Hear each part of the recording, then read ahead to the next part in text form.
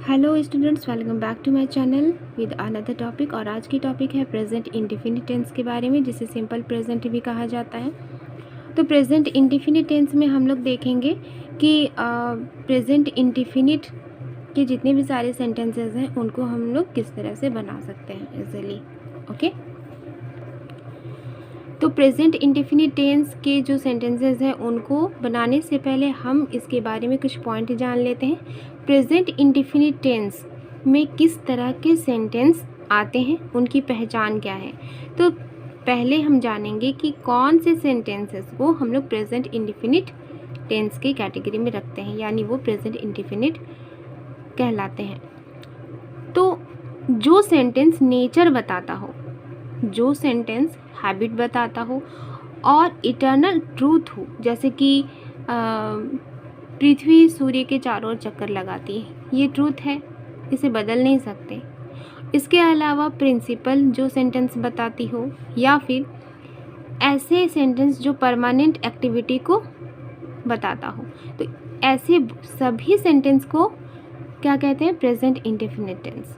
Okay, अब इसकी जो पहचान होगी वो क्या होगी, जिस सेंटेंस के लास्ट में ता हूँ, ती हूँ, ते है, ती हो, ते हो, ती है या ता है आता हो, वो सेंटेंस क्या कहलाएगा, प्रेजेंट इंडेफिनिट टेंस कहलाएगा। अब जान लेते हैं इसे कैसे बनाया जा सकता है।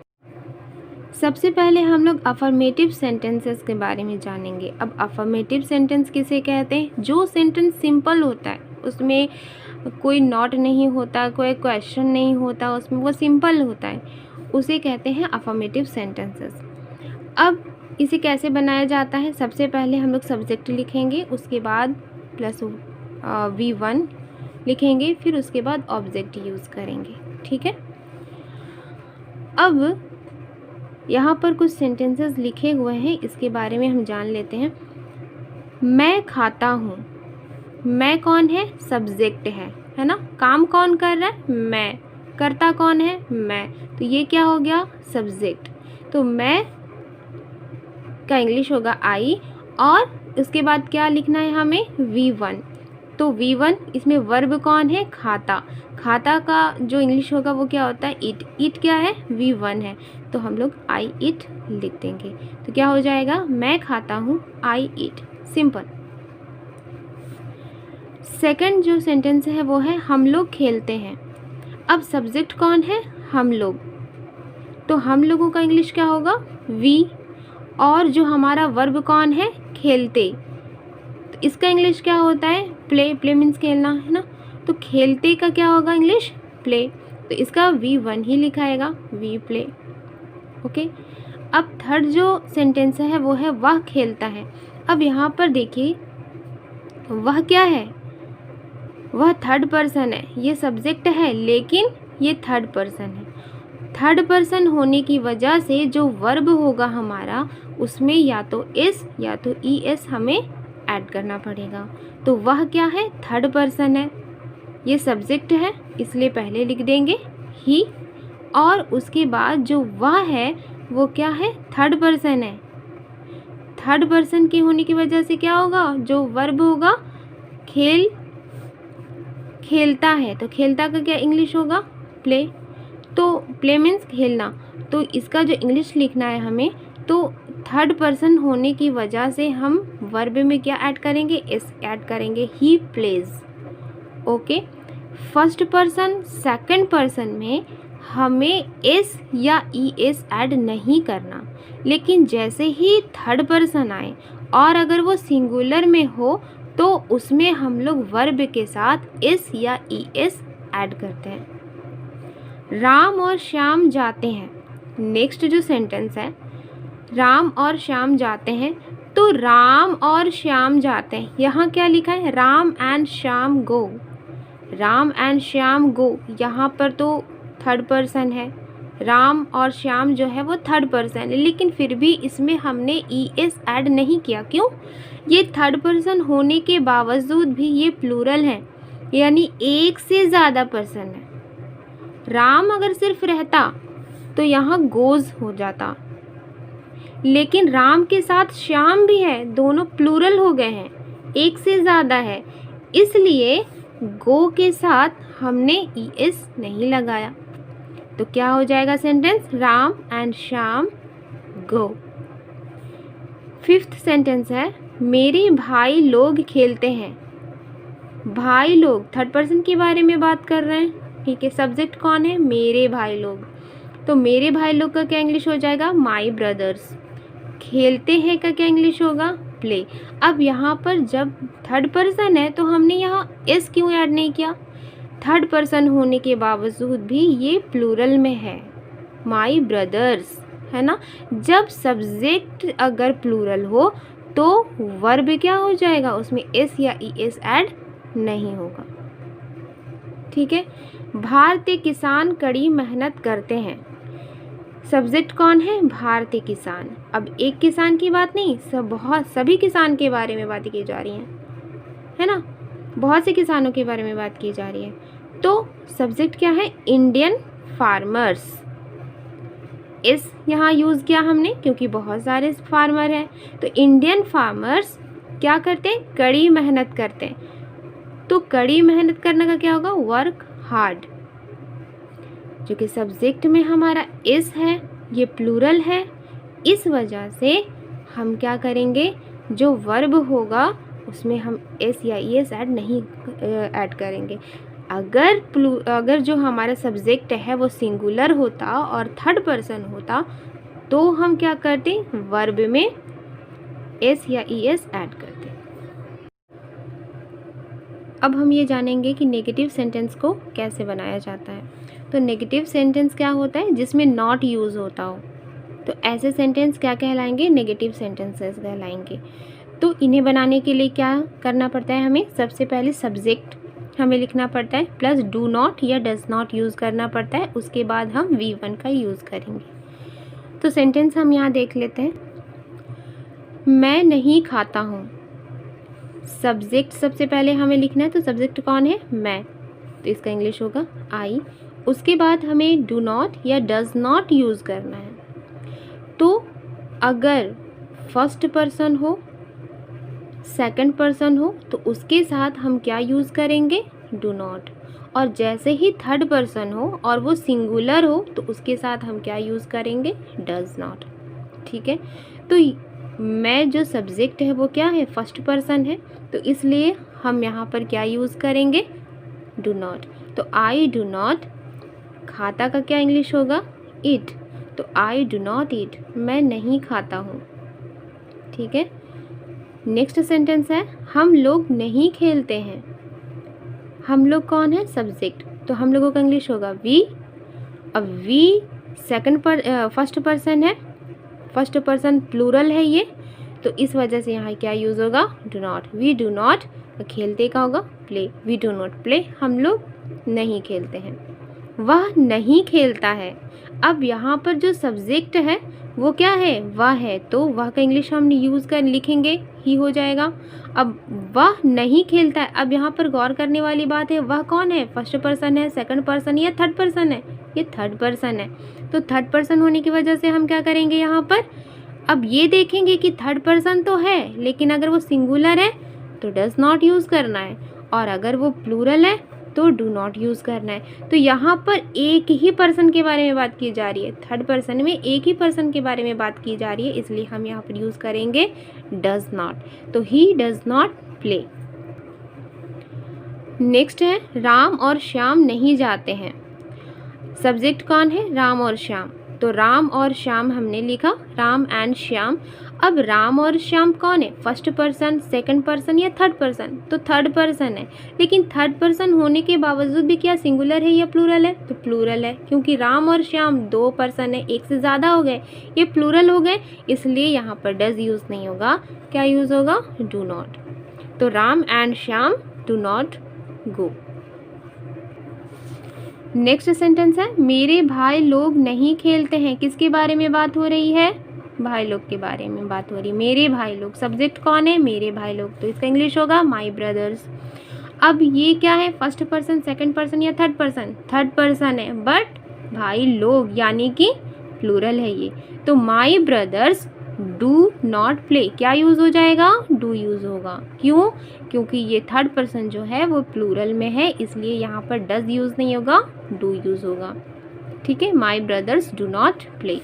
नेक्स्ट है तुम स्कूल नहीं जाते हो। सब्जेक्ट कौन है, तुम, यहाँ इंग्लिश होगा यू। अब ये फर्स्ट पर्सन है या सेकंड पर्सन है, तो सेकंड पर्सन है ये, तो सेकंड पर्सन के साथ क्या यूज़ होता है, डू या डज, तो डू यूज़ होता है।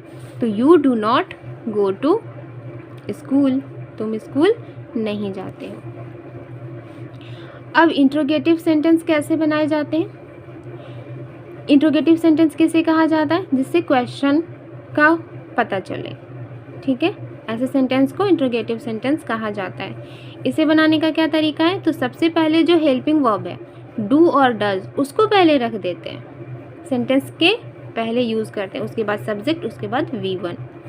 क्या मैं खाता हूँ, क्या मैं खाता हूँ, तो जो हेल्पिंग वर्ब है वो आगे आ जाएगा और ये क्वेश्चन का भी काम करेगा। और क्या होगा, हेल्पिंग वर्ब का भी काम करेगा ये। तो क्या मैं खाता हूँ, डू आई ईट, क्या मैं खाता हूँ, क्या हम लोग खेलते हैं, डू वी प्ले। हमने यहाँ पर डू यूज़ किया, क्यों, क्योंकि ये फर्स्ट पर्सन है सिंगुलर और ये फर्स्ट पर्सन है प्लूरल। तो फर्स्ट पर्सन में सिंगुलर और प्लूरल दोनों के साथ डू यूज़ होता है, सेकंड पर्सन में प्लूरल, सिंगुलर और प्लूरल दोनों के साथ डू यूज़ होता है, लेकिन थर्ड पर्सन में सिंगुलर के साथ सिर्फ डज यूज़ होगा और प्लूरल के साथ क्या यूज़ होगा, सिर्फ डू यूज़ होगा। तो क्या वह खेलता है, क्या वह खेलता है क्या इंग्लिश होगा, सबसे पहले देखना है कि जो सब्जेक्ट है वो क्या है, थर्ड पर्सन है, थर्ड पर्सन में क्या है, सिंगुलर है, इसलिए पहले क्या यूज़ होगा, डज, और उसके बाद हम सब्जेक्ट लिखेंगे, तो डज ही प्ले। ओके, अब फोर्थ सेंटेंस है क्या राम और श्याम जाते हैं, क्या राम और श्याम जाते हैं। इसमें सब्जेक्ट कौन है, राम और श्याम, क्या ये सिंगुलर है, नहीं, क्या ये प्लूरल है, हाँ प्लूरल है, ये थर्ड पर्सन में है, प्लूरल है, इसलिए इसके लिए हम क्या यूज़ करेंगे, डू। तो डू, अब सब्जेक्ट यूज़ करेंगे, राम एंड श्याम, वर्ब का पहला फॉर्म V1 यूज़ करेंगे, तो डू राम एंड श्याम गो, क्या राम और श्याम जाते हैं, तो डू क्या हो जाएगा, हेल्पिंग वर्ब है, और उसके बाद हम लोग क्या यूज़ करेंगे, राम एंड श्याम, और उसके बाद क्या लिखेंगे, गो, V1। तो do Ram and Shyam go. Next है क्या मेरे भाई लोग खेलते हैं, क्या मेरे भाई लोग खेलते हैं। सब्जेक्ट कौन है, मेरे भाई लोग, क्या ये फर्स्ट पर्सन है, नहीं, ये सेकंड पर्सन है, नहीं, ये थर्ड पर्सन है, यस थर्ड पर्सन है, लेकिन ये सिंगुलर है या प्लूरल, तो प्लूरल, प्लूरल होने की वजह से हम यहाँ क्या यूज़ करेंगे, डू। सब्जेक्ट लिखना है अब डू माई ब्रदर्स, अब V1 play, do my brothers play, क्या मेरे भाई लोग खेलते हैं। क्या तुम स्कूल जाते हो, जहाँ पर सब्जेक्ट कौन है, तुम। ठीक है, क्या ये फर्स्ट पर्सन है, नहीं, क्या ये सेकंड पर्सन है, यस, सेकंड पर्सन होने की वजह से क्या यूज़ होगा, पहले डू, उसके बाद subject, do you go to school. ठीक है, अब नेक्स्ट सेंटेंस, तो अब हम बनाना सीखेंगे, अब देखेंगे कि इंट्रोगेटिव नेगेटिव सेंटेंस कैसे बनाए जाते हैं। तो इंट्रोगेटिव नेगेटिव सेंटेंस क्या होते हैं, वो सेंटेंस जिसमें क्वेश्चन तो हो लेकिन साथ में उसमें नॉट भी यूज़ हो, तो ऐसे सेंटेंस को क्या कहा जाता है, इंट्रोगेटिव नेगेटिव सेंटेंस। तो इसे बनाने के लिए क्या करना पड़ेगा, पहले डू और डज जो हेल्पिंग वर्ब है उसको पहले लिखना पड़ेगा, प्लस सब्जेक्ट लिखना पड़ेगा, और सब्जेक्ट के बाद हम लोग नॉट यूज़ करेंगे, उसके बाद V1। पहला है क्या मैं नहीं खाता हूँ,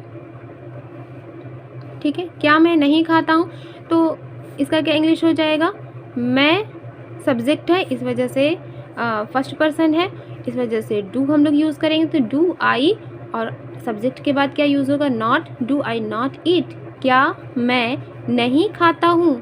ठीक है, क्या हम लोग नहीं खेलते हैं, इसका इंग्लिश क्या हो जाएगा, do we not play. Do क्यों यूज़ हुआ, क्योंकि ये फर्स्ट पर्सन का प्लूरल है, ठीक है, और फर्स्ट पर्सन में है वी, तो इस वजह से हम लोग क्या यूज़ करेंगे, डू। तो डू वी नॉट प्ले, क्या वो नहीं खेलता है।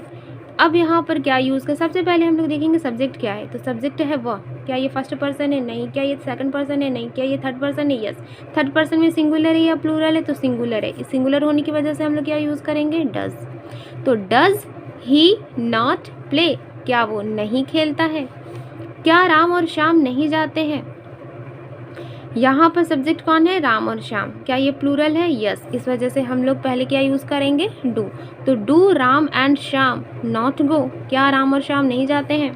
क्या मेरे भाई लोग नहीं खेलते हैं?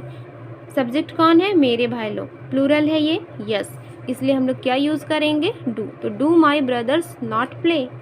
क्या तुम स्कूल नहीं जाते हो? सब्जेक्ट कौन है यहाँ पर? तुम। क्या ये सेकंड पर्सन है? यस। तो सेकंड पर्सन के साथ हम क्या यूज़ करते हैं? डू। तो do you not go to school?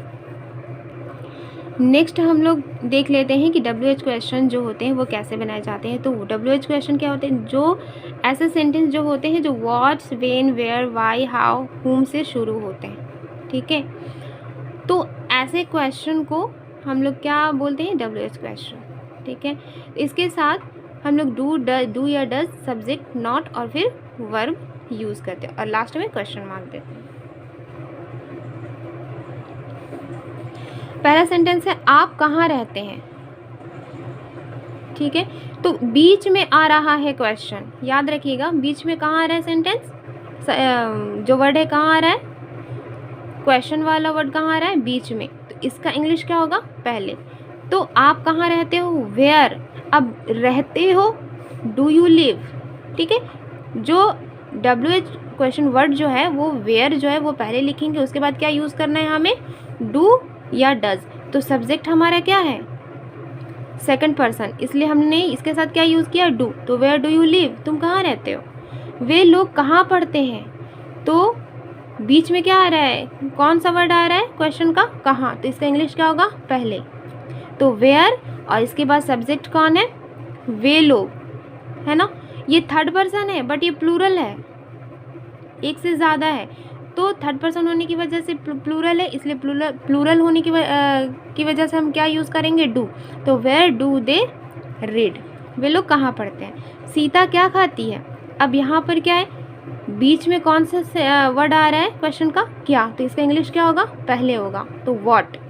What. अब सीता क्या है? थर्ड पर्सन है, सिंगुलर है, इस वजह से हम यहाँ यूज़ करेंगे डज। व्हाट डज, उसके बाद सब्जेक्ट, व्हाट डज सीता ईट। ठीक है, अब मैं क्या चाहता हूँ, बीच में कौन सा क्वेश्चन का वर्ड आ रहा है? क्या। इसका इंग्लिश होगा पहले व्हाट। तो मैं क्या है? सब्जेक्ट है, इस सब्जेक्ट है और ये क्या है? फर्स्ट पर्सन है। तो फर्स्ट पर्सन होने के साथ इससे पहले हम लोग क्या यूज़ करेंगे? डू। तो व्हाट डू आई वांट। ठीक है, आपका भाई कैसे पढ़ता है? How does your brother read? ठीक है, बीच में आ रहा है क्वेश्चन का वर्ड कैसे, इसका इंग्लिश होगा पहले। How does your brother read, यहाँ पर डज हमने क्यों यूज़ किया? क्योंकि जो ये थर्ड पर्सन है वो सिंगुलर है, तुम्हारा भाई, आपका भाई कैसे पढ़ता है? तो how does your brother read, आपका भाई कैसे पढ़ता है? How does your brother read. I hope आपको समझ में आ रही होगी। अगर हम इस सेंटेंस में अगर नॉट यूज़ करना चाहें तो कैसे यूज़ कर सकते हैं? आप कहाँ नहीं रहते हैं? Where do you not live? वे लोग कहाँ नहीं पढ़ते हैं? Where do they not read? Sita क्या नहीं खाती है? What does Sita not eat? मैं क्या नहीं चाहता हूँ? What do I not want? आपका भाई कैसे नहीं पढ़ता है? How does your brother not read? तो इस तरह से हम लोग सेंटेंस बना सकते हैं। तो ये था प्रेजेंट इंडेफिनिट टेंस का सेंटेंस, जिससे हम लोग इजी वे में बना सकते हैं। इन सभी सेंटेंस को बनाने के लिए एक दो बार बनाना पड़ेगा और इसे बोलना भी पड़ेगा। जैसे कि मैं खाता हूँ, आई ईट, मैं नहीं खाता हूँ, आई डू नॉट ईट, क्या मैं खाता हूँ, डू आई ईट, क्या मैं नहीं खाता हूँ, डू आई नॉट ईट, मैं क्या नहीं खाता हूँ, what do I not eat. इस तरह से सेंटेंस हम लोग खुद से बना सकते हैं। उसको प्रैक्टिस करने से ये पूरी तरह से प्रेजेंट इंडेफिनिट टेंस के जितने भी सारे सेंटेंस हैं वो इजी तरीके से बन सकते हैं। आई होप आपको ये वीडियो पसंद आई होगी और नेक्स्ट वीडियो में एक नए टॉपिक के साथ मिलते हैं। Thank you.